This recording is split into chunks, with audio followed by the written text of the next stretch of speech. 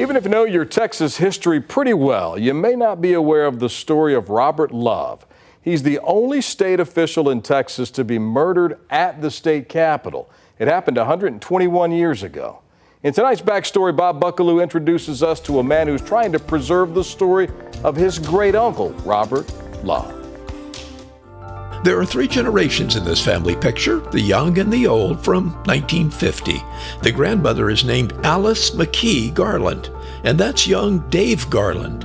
Dave grew up to become a history buff, in large part because of the stories his grandmother told him when he was young.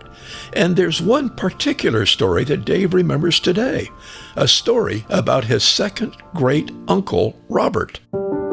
Robert Love was a distinguished-looking man with a large mustache. In 1901, great-uncle Robert won the statewide election for Texas Controller and worked inside the state capitol building in Austin. But Dave recalls the story for a darker reason.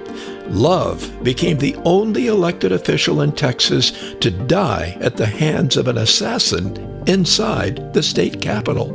W.G. Hill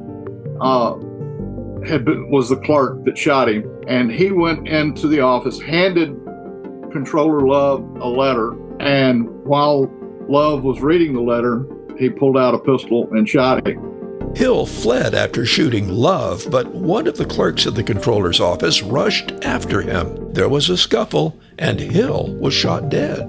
Well, these days the controller's office is no longer in the Capitol, but the sign over the door remains. That's the door that Hill had entered to shoot Love on that summer day in 1903. Though the story of Robert Love's death has faded with time, the story of his supposed ghost lives on.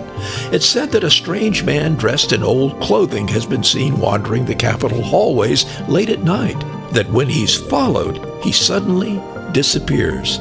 Some say it's the ghost of Robert Love. Well, of course, that's hard to prove, but one thing is certain. Great-nephew Dave Garland says he hopes great-uncle Robert Love is never forgotten. Bob Buckaloo, KVUE News.